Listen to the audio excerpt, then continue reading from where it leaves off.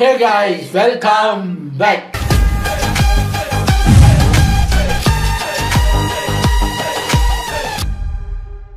செம்ம ஃபன் பண்ணி வச்சிருக்காருங்க அந்த ஆள். இந்த ஒரு நாலோ 5 நாள் ஒரு வாரம் உள்ள இருந்திருப்பாரு. அந்த ஒரு வாரத்துல அதிகமா கண்டென்ட் கொடுத்த கண்டெஸ்டன்ட்ல நம்பர் 1 பொசிஷன்ல அந்த ஆள் தான் இருக்காரு.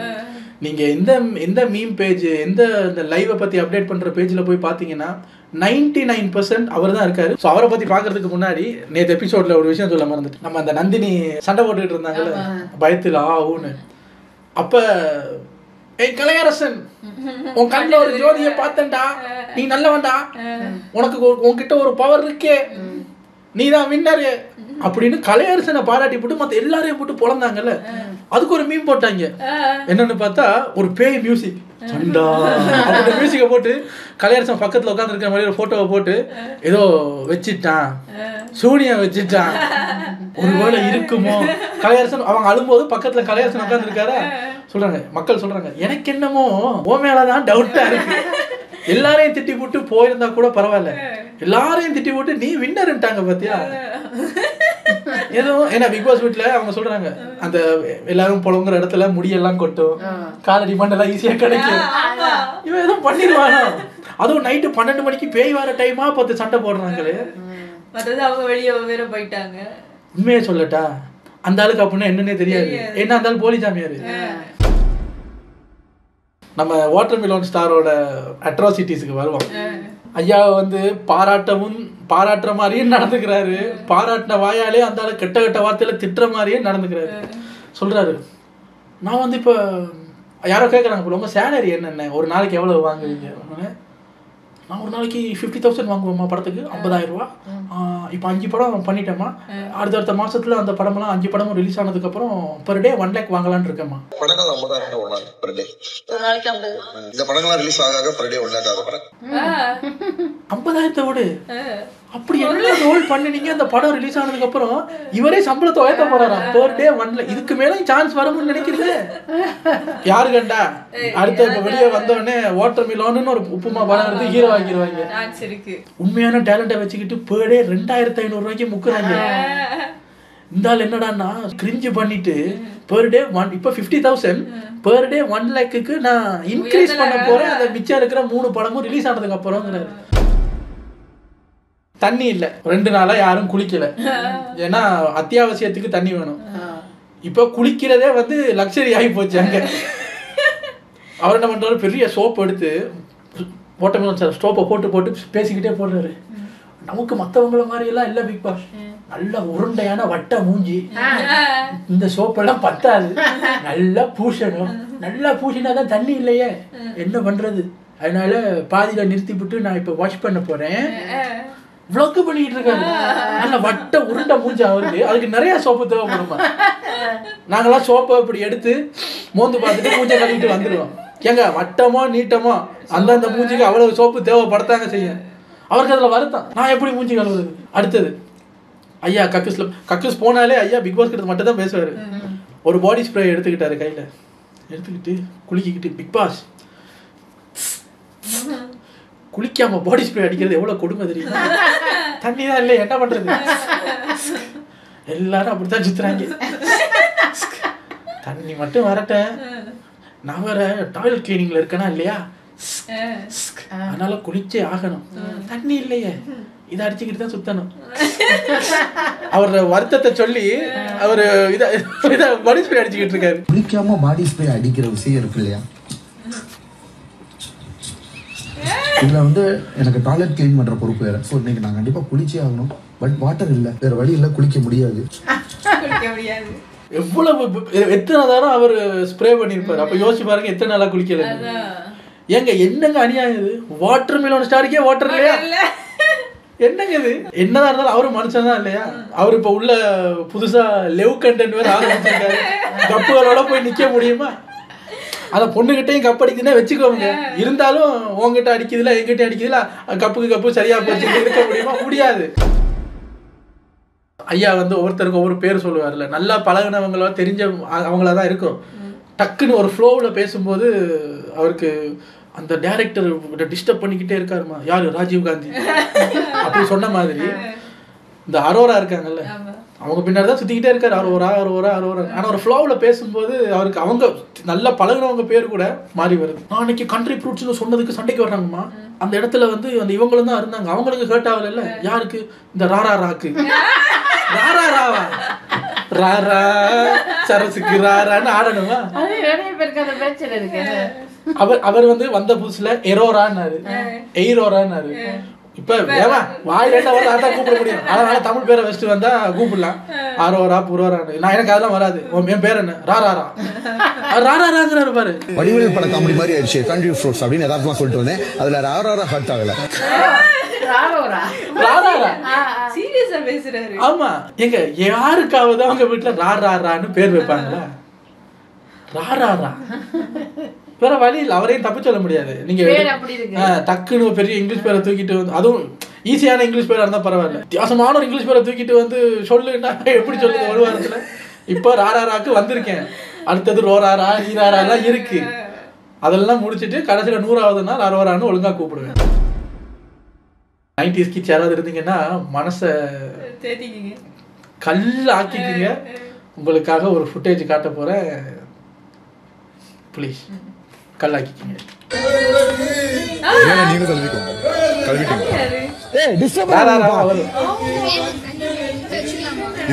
கொண்டு போறது யாரா படுத்துக்கிட்டே பாக்குற சுகமே தனி. எப்படி ராரா ஒன்றும் சொல்லாத வரைக்கும் நம்ம ஒன்றும் பண்ண முடியாது. இப்போ நிறைய பேர் பார்த்தோன்னே ஒரு ஜென்ரல் ஆடியன்ஸுக்கு வந்து என்னங்க அது, என்ன கருமமுங்க நடக்காது. இப்ப உள்ள இருந்தா நடக்குது. இப்ப நான் என்ன சொல்ல வரேன்னா, எல்லாரும் இப்ப டக்குன்னு பார்த்தோன்னே மாசம் என்ன நினைச்சீங்க? என்னங்க இந்த வடகரியும் இந்த சந்தானத்துல டயலாக் பொங்கலும் வடகரியும் மாதிரி இருக்கு, என்னங்க இந்த ஆளுக்கு அரோராவா அப்படின்னா ஏன் இருக்கக்கூடாதா? அரோரான்னா அழகான பையன் மட்டும்தான் அரோராவை லெவ் பண்ணணுமா? அவரு நல்ல வட்ட உருண்டமோ, அவருக்கு எவ்வளவு சோப்பு தேவைப்படும் தெரியுமா அந்த வட்ட மூஞ்சிக்கு? இதுக்கு தான் அந்த ஸ்ப்ரே அடிச்சிருக்காரு. இப்ப தெரியுதா பாடி ஸ்ப்ரே எதுக்கு? ஒரு மனுஷன் 2 தடவை அடிக்கலாம். 2 ஸ்ப்ரேயை மட்டும் வெளியே வச்சு உள்ள வச்சுட்டு மிச்சம் இருக்கிறதெல்லாம் அடிச்சாரு. எதுக்குன்னு தெரியுமா? அந்த மடியில படுக்கிறதுக்கு. அப்படின்னு படிச்சுக்கிட்டு இருக்காரு. ஆனா நம்ம ஜென்ரலா எல்லாம், நான் யாரையும் தப்பு சொல்லல, ஜென்ரல் ஆடியன்ஸுக்கு அப்படிதான் ரியாக்ட் ஆகும். என்னங்க இது, என்ன கன்றாவிங்க இது அப்படிதான் அங்க இருக்கிறவங்களே அதை ஒரு நக்கலா பாக்குறாங்க. ஆனா ராராக்கு அதை பத்தி ஒண்ணும் இல்லை. ஸோ திவாகர் ஒன்றும் நம்ம பிரவீன் காந்தி மாதிரி 50 வயசு இல்லை. நான் நீ லவ் பண்ண எபிசோட் பிச்சுக்கிற முடிச்சோன்னா நம்ம அவள் வயசு என்ன ஒரு சைஸ் என்ன அடிக்கிறதுக்கு என்ன மிஞ்சி போனால் அவங்களுக்குள்ள ஒரு 5-6 வயசு டிஃப்ரென்ஸ் இருக்கும். அது ராராவுக்கே பிரச்சனை இல்லைன்னும் போது நம்ம ஒன்றும் பண்ண முடியாது. ஏன் கருப்பார் இப்படி கருப்பா கொஞ்சம் குண்டா கட்டையா இப்படி தொலைன்னு இருக்கிறவர் ராரா மாதிரி பொண்ணுங்களை பார்க்கக்கூடாது, லவ் பண்ணக்கூடாது.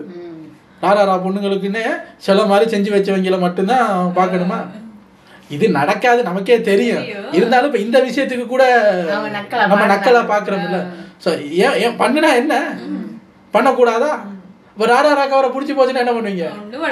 உள்ள பூந்து பிரிச்சிருவீங்க. வாழ்றாரு வருஷம். இவர் கூமாப்பட்டி இந்த வருஷம் அவங்களுக்கெல்லாம் சுக்கர நினைக்கிறேன். என்ன அதை நம்ம கிட்ட காட்டி வெறுப்பேத்துறாங்க. இந்த கூத்த பாருங்க, பாத்ரூம் கிளீனிங் டைம்ல பாரு போட்டோ எடுப்பாரு பாரு. அவர் எல்லாரையும் நல்லா பழகுறாரு. ராராவோட கொஞ்சம் ஸ்பெஷலா பழகுறாரு. அடுத்தடுத்த வீடியோவில் உனக்கு அது ஏன்னு தோணும்.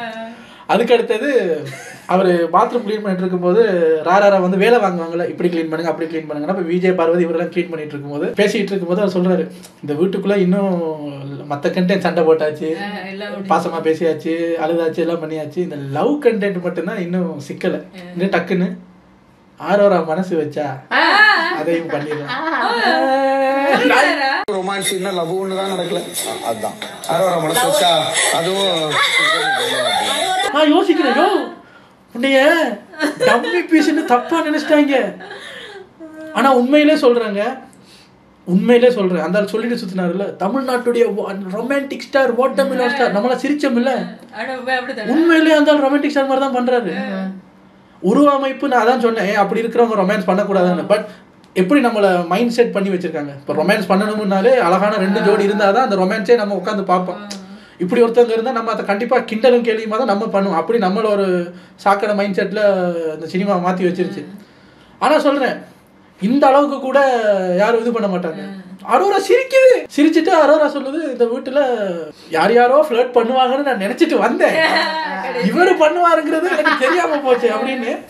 ஆனா உண்மையை சொல்றேங்க, ஒரு பொண்ணோட பெர்மிஷன் இல்லாம அப்படி பேசுறது தப்பு. அந்த பொண்ணே ஓகேன்னு சொல்லும் போது பிரச்சனை இல்லை. ஆனா சூப்பரா பேச இருந்தாலும் வாழைப்பழம் மாதிரி பேசுவாங்க மேடம் அப்படிங்கிற மாதிரி லேவ் கண்டென்ட் மட்டும்தான் மிஸ்ஸிங். அரோரா மனசு வச்சா அதையும் ஒரு கை பாத்துரலாம்.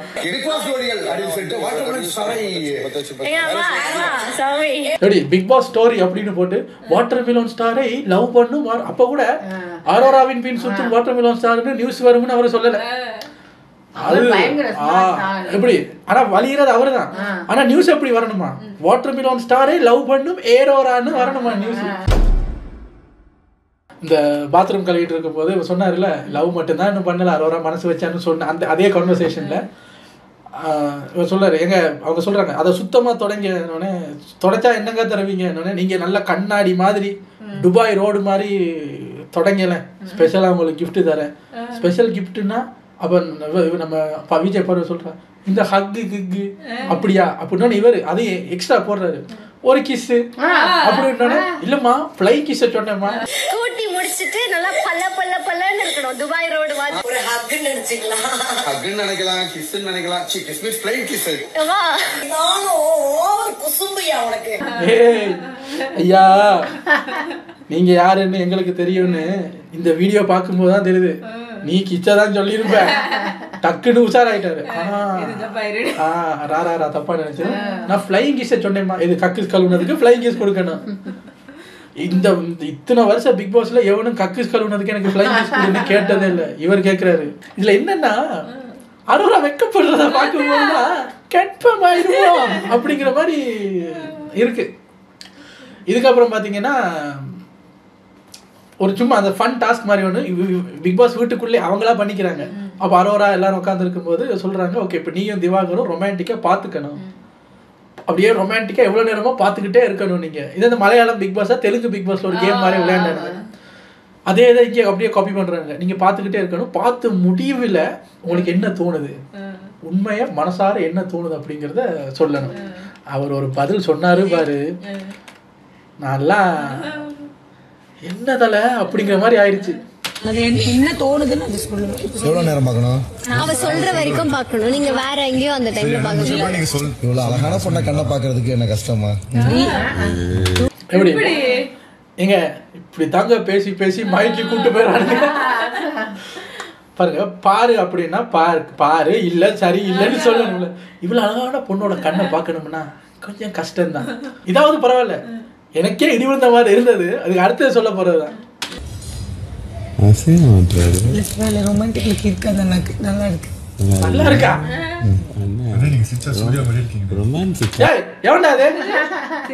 கொய்யா பழத்துக்கு நக்கலை பார்த்தியா? அண்ணன் நீங்க சிரிச்சா சூர்யா மாதிரி இருக்கீங்க. அடிங்க மண்டையை உடைச்சிரும் உனக்கு. கொய்யா பழம் கூட இந்த மாதிரி வரல. அரோரா தான் டிஸ்டர்ப் ஆகுது. கழுத்து வலிக்குது. பாட்டு போதும். என்ன தோணுது? என்ன நிப்பாட்ட சொல்லி இவ்வளவு அழகான பொண்ணை லவ் பண்ணி கல்யாணம் பண்ணுறது. அண்ணன் நிப்பாட்டுங்க அப்படின்னு அவர் அப்படியும் என்ன தோணுது? விக்கல்ஸ் அண்ணன் நிப்பாட்ட சொல்லிட்டாங்க. என்ன தோணுது? என்ன தோணு, இவ்வளவு அழகான பொண்ணை லவ் பண்ணி கல்யாணம் பண்ணணும்னு தோணுது. நான் யோசிக்கிறேன். இல்ல அவர் வந்து ஏன் சொல்லக்கூடாதான்னு கேட்டா சொல்லலாம். நான் என்ன யோசிக்கிறேன்னா நடந்துருமோ யோசிக்கிறேன் நான். என்னடா இது பார்த்தா கப்புள் ரீல்ஸ் போடுறாங்களா, எப்படி இருக்கும்னு பாருங்க. நம்ம இப்போ இது ஒரு கற்பனை தான், யாரையும் மனசையும் புண்படுத்துறதுக்குள்ள நான் சொல்றேன். நம்ம 2 பேரும் இப்போ ஜோடி ஆயிட்டோம். இப்போ நம்ம என்ன பண்ணுவோம், இந்த லவ் டுடே படத்துல வர்ற மாதிரி இந்த போன் எக்ஸ்சேஞ்ச் பண்ணுவோங்கிற மாதிரி ஒரு மாசத்துக்கு நம்ம தொழில எக்ஸ்சேஞ்ச் பண்ணுவோம். பார்த்தா சப்ஸ்கிரிப்ஷன் கட்டினவருக்குலாம் இவரு போட்டோ போட்டுக்கிட்டு இருக்காரா, இந்த பொண்ணு வெளியே வந்து கிரிஞ்சா. அந்த பொண்ணாவது பரவாயில்ல, காசு கட்டணுங்க செத்துங்க, ஒரு மாசத்துக்கு அந்த கண்டாவிய பார்த்து தொலைங்கடா எல்லாரும். ஓட்டணும் சார் வருவாரு. நான் போடுறேம்மா, போஸ்ட் போடுறேம்மா, நல்லா இருக்காமா, போஸ்ட் நல்லா இருக்காமா.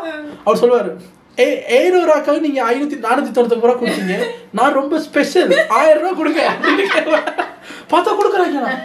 எப்படி இருக்கு?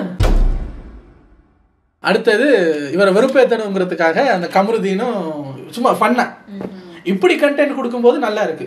உங்க வன்மத்தையே கலாய்க்கிற விதமா ஃபன்னா கொடுத்தீங்கன்னா பார்க்கவும் நல்லா இருக்கு. அதை விட்டு பச்சையா கமருதீன் மென்டல் லூஸுங்கிறது தான் எரிச்சல் வருது. இப்போ இவர் எல்லாரோடய உட்கார்ந்து இருக்கும்போது ஆனா திவாகர் இருக்காரு இல்லைங்க, ஸ்பான்டேனியஸ் ராமர் மாதிரி.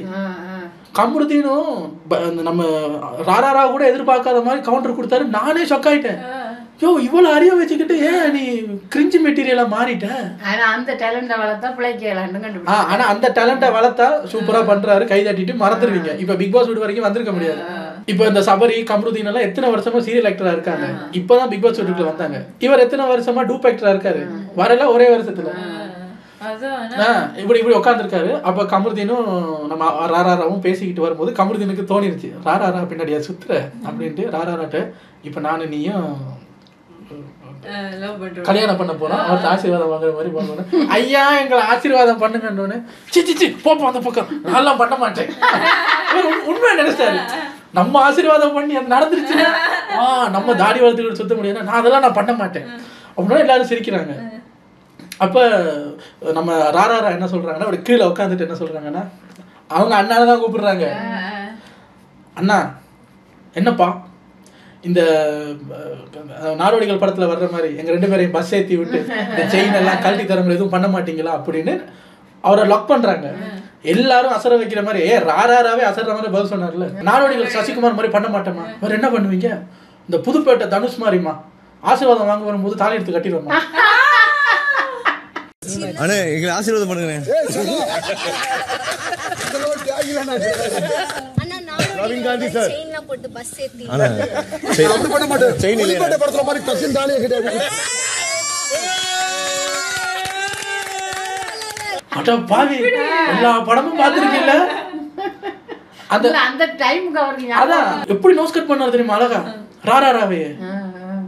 அவங்க சொல்றாங்க சசிகுமார் மாதிரி செயின் எல்லாம் பிச்சு கொடுத்து எங்களை பஸ்ல ஏற்றி விடுங்க. நான் அப்படிலாம் பண்ண மாட்டேமா, அதெல்லாம் அனாவசியம். என்ன பண்ணுவேன், புதுப்பேட்டை தனுஷ் மாதிரி நானே தாலியை கட்டிடுவேன். எல்லாரும் சிரிச்சுட்டாங்க. நம்மளை ஒருத்தன் நக்கல் பண்ணி ட்ரால் பண்ணி வரும்போது அதுக்கு மேல தூக்கி ஒண்ணு போட்டாரு, ரசிக்கிற மாதிரி போட்டாரு, இந்த மோஞ்சுளிக்கிற மாதிரி இல்ல. படத்துல மாதிரி டச்சின் தாலியே கிட்ட சொல்லிட்டு வடக்க வச்சாரு. பாத்தீங்களா, அங்க நிக்கிறாரு. அந்த நடிப்பு தான் பிடிக்கல, இந்த ஜோக் எல்லாம் ரசிக்கிற மாதிரி. அதான் எல்லாரும் சொல்றாங்க, நீ அந்த நடிக்கிற கருமத்தை மட்டும் பண்ணாதையா, பண்ணலன்னா நீ தங்கம். நல்லா என்டர்டெயின் பண்ற, சிரிப்பு வருது, நல்லா ரசிக்கக்கூடிய மாதிரி இருக்கு, அந்த நடிப்பை மட்டும் தயவு செஞ்சு பண்ணாதன்னு கெஞ்சினானுங்க எல்லாரும் இந்த ட்விட்டர்ல எல்லாம். குளிக்காம பெர்ஃபியூம் அடிக்கிறது நல்லா இருக்கு. அந்த பாடி எல்லாரும் தான் அடிக்கிறாங்க. ஆனா நீங்க மட்டும்தான் அதை கண்டென்ட்டா மாத்தி பார்க்க நல்லா இருக்கு பாரு அப்படிங்கிற மாதிரி ரசிக்கிற மாதிரி பண்றீங்க. ஸோ மக்களை ரசிக்க வைக்கிற மாதிரி உங்களால விஷயம் பண்ண முடியுது. ஆனா ஒரு பெரிய சாவக்கேடு என்ன, அப்படி பண்ணீங்கன்னா ஒரு 2 வீடியோக்கு மேல உங்களுக்கு ஹிட் ஆகாது. இப்படி பண்ணி தான் இப்படி வர வேண்டியது. ஸோ நம்ம இவரை திட்டிக்கிட்டு இருக்கோம்ல, விஜய் டிவியை இந்த மாதிரி ஆளுநர் எடுத்து உள்ள போடுதுன்னு. ஆனா விஜய் டிவி போன சீசனுக்கு முந்தின சீசன்ல இருந்தே பண்ண ஆரம்பிச்சிட்டாங்க. ஜிபி முத்து மட்டும் என்ன பண்ணாரு, எப்படி பிக் பாஸ் வீட்டுக்குள்ள வந்தாரு, செத்த வேலை இங்க பாரு ஆனந்து இங்க பாருன்னு தூக்கி காட்டினதுனால பிக் பாஸ் வீட்டுக்குள்ள வந்தாரு. செவிட்டு போய் காதும் கேட்க மாட்டேங்கி ஆதாமா அப்படிங்கிற ஜாமான் ஸ்டார்னு பேர் வச்சு அந்த பேரை வச்சு கமல் சாரே உள்ள கூப்பிட்டு பேசின அளவுக்கு இந்த காலத்துல இந்த பாரு ஆனந்தி அப்படிங்கிறது ஜாமான் ஸ்டார் அப்படிலாம் பண்ணாதான் நம்ம கமல் சாரே பார்க்க முடியும் போல இருக்கு. நம்மளுக்கு அதுவும் வந்து தொலைது. இப்ப கமல் சார் மாதிரியே உருவொற்றுமையில இருக்கிறவங்க பல பேர் வயிற்று பொழப்புக்காக இந்த ஃபங்க்ஷனுக்கு போய் நடிச்சு காட்டுறது, டிவி ஷோக்கு வர்றது, அவங்கள மீட் பண்ணுங்க கமல் சார் பார்ப்போம், பிக் பாஸ் கூப்பிடுங்க பார்ப்போம், கமல் சார் மாதிரியே இருக்கீங்கல்ல, ஸோ கமல் சாரும் பேசினா எப்படி இருக்கும் அப்படிங்கிற மாதிரி நிறைய பேர் அவங்கள்ட்ட கேட்பாங்க, ஏன் சார் இன்னொருத்தரோட அடையாளத்தை வச்சுக்கிட்டே வாழ்றீங்களே, உங்களுக்குன்னு ஒரு அடையாளம் இல்லையான்னு. பிக் பாஸ்க்குள்ள கொண்டு வாங்க, அவங்களோட ஒரிஜினல் அடையாளம் மாறும். இந்த மாதிரிலாம் யோசிக்கலாம்ல, ஒருத்தவங்களோட வாழ்க்கையை நம்ம மாற்றுவோம். கமல் சார் இருக்கிற இடத்துல கமல் சார் உருவொற்றுமையை வச்சு கமல் சாராவே வாழ்ந்துகிட்டு இருக்கிற ஒருத்தர் உள்ள கூப்பிட்டோம்னா அவரோட வாழ்க்கை மாறலாம்ல. அதுல யோசிக்க மாட்டீங்களே, இந்த பாரு ஆனந்த் அவரை உள்ள தூக்குறதும் நட்டி அவனை பிடிச்சி உள்ள விடுறதும் எங்க அவரை பிடிச்சி ஒரு பொண்ணு கூட ஆட விடுறதும் அடுத்த சீசனுக்கு போக. அதான் இப்ப நான் பார்த்தா யோசிச்சேன், ஓ நம்ம திவாகரை போட்டு பிறந்துகிட்டு இருக்கோம், விஜய் டிவி இது ஜிபி முத்துலவே பண்ணி. இப்ப ஜிபி முத்து பாருங்க அப்படி பண்ணினதுனால இப்ப டாப் குக் டூப் குக்ல one of the best performing கோமாளி. சன் டிவியில் வேலை செஞ்சுக்கிட்டு இருக்காரு. ஸோ இப்போ அவர் அந்த மாதிரி செத்த போயிரு லெட்டர் படிக்கிறது அதெல்லாம் இப்போ இல்லாமல் போயிடுச்சு. அவருக்கு ஒரு பொசிஷனில் போயிட்டாரு. ஒரு இப்ப எப்படி காலம் மாறிடுச்சுன்னா ஒரு விஷயத்துக்குள்ள நீங்க என்ட்ரி ஆகுறதுக்கு இந்த மாதிரி லூஸ் தனம் பண்ணணும். நேர்மையா இருந்தீங்கன்னா முடியாது. லூஸ் தனம் பண்ணி உள்ள வாங்க, அதுக்கப்புறம் அங்க செவ்வாய் ஆகுறதும் ஆகாததும் உங்க திறமை. இப்ப பாத்தீங்கன்னா இப்ப ஜிபி முத்து உள்ள வந்தாரு, ஒரு மாதிரி செவ்வாய் ஆயிட்டாரு. உள்ள வந்து செத்த வயல இங்க பாரு ஆனந்த்னு பண்ணிட்டு இருந்தாருன்னா இது இவன் அதே காமெடி பீஸ் தான் போடுறதுன்னு தூக்கி போட்டு மிச்சிருப்பாங்க. திவாகரும் அதுதான். இப்ப உள்ள வந்து அவர் அந்த வந்த முதல் 2-3 நாள் நடிச்சு காட்டினாரே தவிர அதுக்கப்புறம் அவரோட ஒரிஜினல் கேரக்டருக்கு வர ஆரம்பிச்சிட்டாரா. ஸோ அந்த கிரிஞ்சை வச்சு என்ட்ரி கொடுத்துட்டாரு. இப்போ உள்ள வந்து அவரோட ஒரிஜினல் கேரக்டரை காட்டி அந்த செவ்வாய் ஆயிரும் உங்களுக்கு. அப்போதான் நான் யோசிச்சேன், ஒரு காலத்தில் அப்படிதானே நம்ம சொல்லிட்டு இருக்கோம்ல, அந்த காலத்துல சினிமா இண்டஸ்ட்ரிக்குள்ள வர்றது ரொம்ப கஷ்டம், செவ்வாய் பண்றதுக்கு காம்படிஷன் இல்லை. ஆனா இப்போ ஈஸியா உள்ள வரலாம், காம்படிஷன் ஹெவி, செவ்வாய் பண்ண முடியாதுங்கிற மாதிரி அந்த சினிமாவுக்குள்ள என்ட்ரி ஆகிறதே மாறும்போது இதுவும் மாறி போச்சோ அப்படிங்கிற மாதிரி நான் கக்கூஸ்ல உட்காந்து யோசிக்கிறேன். காலையில ஓ அப்படி போகுதான் கதை. அந்த என்ட்ரி தப்பு, இப்படி பண்ணுனா இப்படி வரலாம்னு விஜய் டிவி ஒரு பாத் ஓப்பன் பண்ணது தப்பு. ஏன்னா இன்னொரு மீம் நான் பார்த்தேன், அதை பார்த்துட்டு தான் யோசிச்சேன், வெளியே ஆட்களுக்கு மைண்ட் செட் அப்படி வந்துருச்சு. எல்லாரும் என்ன சொல்றாங்கன்னா, ஓ திவாகர்லாம் உள்ள போயிட்டாரா, அகோரியெல்லாம் உள்ள போயிருச்சா, அரோராலாம் உள்ள போயிருச்சா, சூப்பர், அப்போ வைல்ட் கார்டு கண்டெஸ்டன்ஸ் இவங்க தான். எனக்கு என்ன ஆசைன்னா தயவு செஞ்சு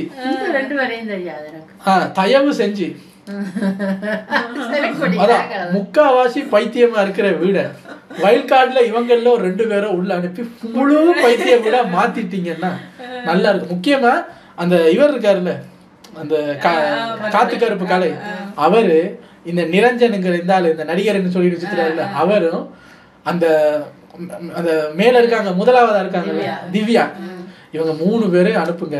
திவாகருக்கு அப்பதான் வைத்த கலக்கம், ஆஹா நமக்கு போட்டிக்கு ஆள் வந்துருச்சுடா. விஜய் டிவி இப்ப ஜோசிக்கு நல்ல ஒரு ஐடியா கொடுத்துருக்கான். அதான் சோ இதுல இருந்து உங்களுக்கு 5 பேர் கொடுத்துருக்காங்க. இது இல்லாட்டி ஒரு 2 பேர் 3 பேர் செலக்ட் பண்ணீங்கன்னா இவங்க 3 பேரையும் நீங்க ப்ரிஃபரன்ஸ்ல வச்சுக்கோங்க. ஏன்னா அப்படி இருக்கு பிக் பாஸ் இந்த முறை இப்படித்தான் பார்க்கணும்னு ஆகி போச்சு இல்ல, ஃபுல்லா ஆக்கி பாத்துருவோம். அதான் பாதி பைத்தியம் ஆக்குறது வீட ஃபுல்லா எல்லாரும் அள்ளி போட்டு ஃபுல் பைத்தியம் ஆக்குங்க சார் வீட்டை.